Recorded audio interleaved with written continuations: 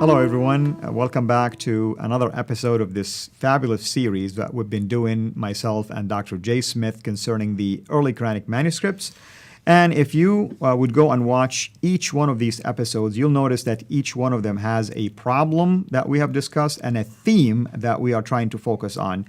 Today's episode is no different. We are going to talk about something called the carbon dating data as it relates to the early Quranic manuscripts. With that said, I'm going to turn it over to Dr. J. Smith, and welcome again, brother. Could you give our audience just a brief explanation of what we mean by that? Yeah, we're moving now into the fifth real problem that we're bringing up in this series on the Qur'an itself. And this is the one that came about because of what happened back in 2015 when you had the Birmingham folios were carbon dated in the Oxford lab in Britain. And the date they did was 568 to 645, which problematic in and of itself. But immediately it was all over the news. This is the oldest Quran. It's only two folios from Surah 18, 19, and 20. But fascinating when they look at those dates. Though it was all over the news, BBC headlined it. Dr. Thomas, who is the curator for these manuscripts in Birmingham, went on BBC Live and said, yes, this looks like a Quran that even Muhammad could have been reading or had made at this time because it follows his life. He was born in 570, died in 632. This goes from 568 to 645. Many Muslim scholars didn't say too much, and you can see why. And the reason is this 568 is 2 years before Muhammad was even born. That's right. And 645 is 7 years before the Quran was canonized, was finally written down in its final recension that we talked about in an earlier episode by Uthman. That's right. So you've got a problem on both sides of the dates. What was most troubling, though, is that they were only looking at this folio. And they need to look at material that has been come out. We'll put the slide up. Here you have from Julien Christian Robin in his book Al-Arabi dans le Coran. And he looked at the carbon dating research, which is being carried out in 9 separate folios of the Sana collections, but in 4 different laboratories, including Lyon in France, Kiel in Germany, Zurich in Switzerland, and the Oxford one that we already talked about earlier. Now, just those 4 labs, I want to show you a graph.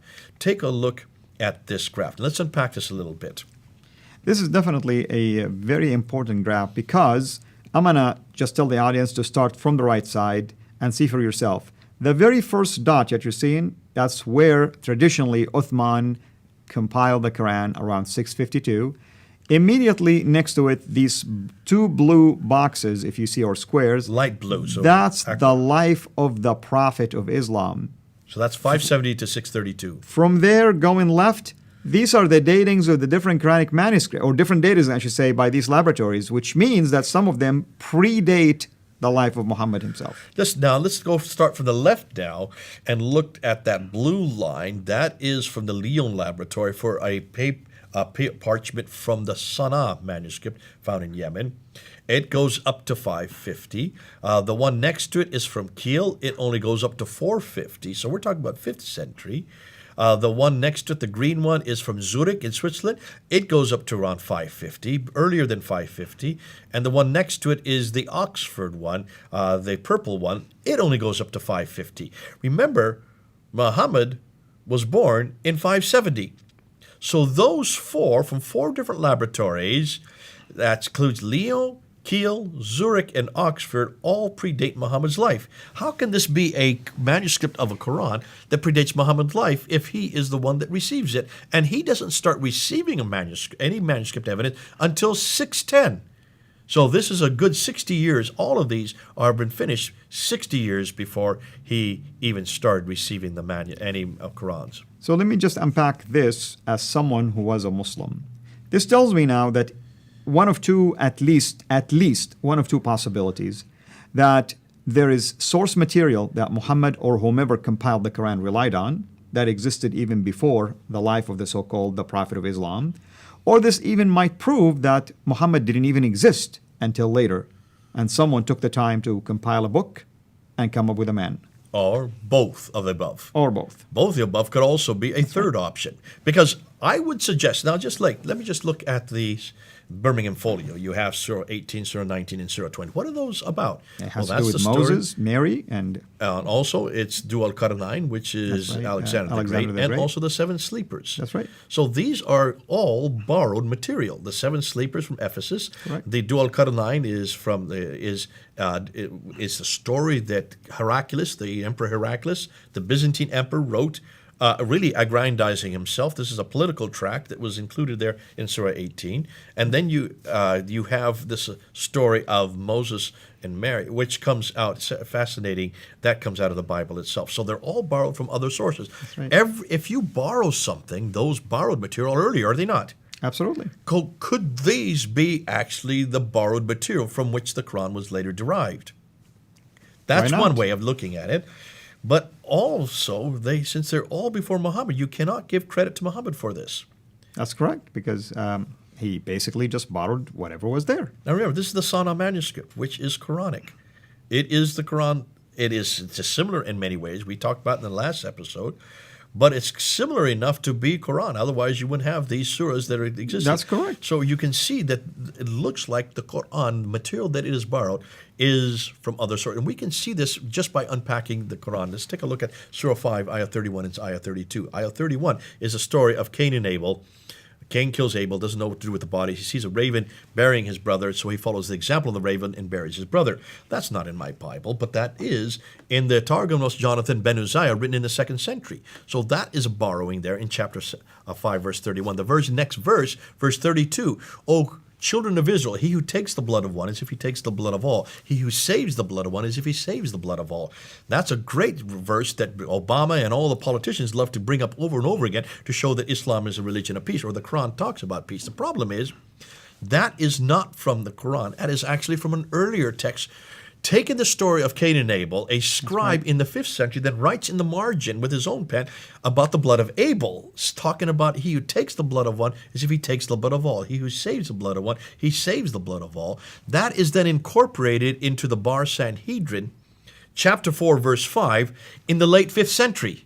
That's right. We even have the documents to show it. So it's pre-Islamic, and it's a Jewish piece of literature.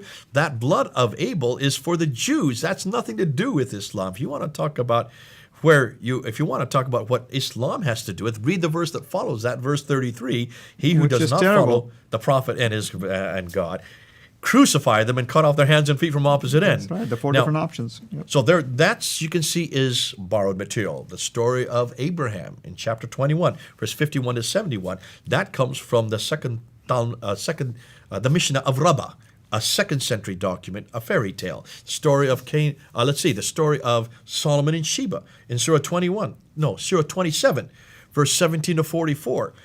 Beautiful story, lovely story. Wish I had that in Sunday school, but that comes straight out of the 2nd Targum of Esther.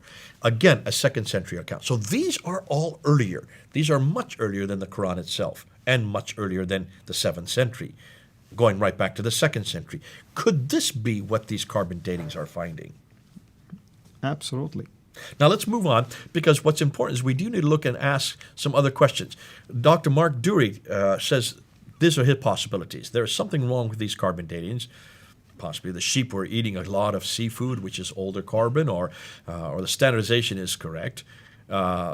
The parchment was being stored up for a long time is one thing that Muslims have tried to say. These are just stored up parchment. But you don't store pieces of parchment that are very expensive for 200 years. You just don't do that. You use it as soon as it's created. The traditional dating of the Quran is wrong, and the Quran was really created much earlier, sometime around 450 to 500 is what he's suggesting, and the Muhammad story was then attached to it much later. He noticed that none of the really early manuscripts seem to have the verses referring to Muhammad in them. Right. Those passages are missing. Is this a coincidence, he asked? Or could this be a combination of all the above? Now, my conclusions, I say, I agree with the graph is indeed disturbing, and I say there is possibly a problem with the carbon dating, possibly, because we know the carbon dating is very inaccurate. It is due to the expensive nature of the animal skins, it is highly unlikely that these skins were stored for a long time. I agree with him on that. The traditional dating of the Quran is probably at fault. That's what we're going to have to relive and go back to. And that's why this is going to hurt the narrative, the classical narrative, because it comes to us from the 9th century, which is simply too late to be credible. And then I would say that since Muhammad is not listed in the earliest dated folios, this suggests that the Quran is copied from borrowed material, which would naturally predate Muhammad and the Quran, and thus Islam. My conclusion, and the conclusions you need to say, is be careful with carbon datings. That's right. They are inaccurate, are they not? Absolutely. And also, we need to emphasize that the carbon dating dates the skin of the dead animal, doesn't date the ink. Since all 4 of the Sana A's examples, dated by the 4 different laboratories, completely predate Muhammad, completely predate the Quran, and completely predate Islam. These are much earlier than Arabic writings, for which the writers of the later Quran are borrowed. Then you have to say, if you want to go with the Birmingham folio, if you want to go with any carbon dating folios, you're going to have to take all the dates, and you're going to take these much earlier dates as well, which eradicates any notion that this was eternal, eradicates any notion that was sent down to a man named Muhammad, and eradicates any notion that this had anything to do with Uthman. And that's why Muslims, I would be very careful, go with a paleontologist, and the paleographical material. That is probably an awful lot more secure and safe. And those dates show that the Quran is from the 8th and 9th because of the manuscript evidence that we've been talking about earlier. That is absolutely fascinating, of course, and I hope that the audience who will be watching this will enjoy this kind of material, and hopefully we were able to help you at least understand what we mean by carbon dating, because you've heard Dr. J. Smith mention that a couple of times, and you've heard us talk about date range and early date of a manuscript and late date of a manuscript, and that's typically how these things are accomplished. Now, the next thing we need to do is, what about the Qurans we have today? That's right. Are they all the same? Absolutely. Is there one standard Quran today? And that's going to be a very exciting one. Here we go. And we're join gonna us end with again that. in the next episode. Until we meet again, have a blessed day. Thanks for watching. Make sure to like and subscribe so that you don't miss future videos. And please consider becoming a patron on patreon.com/Sierra International.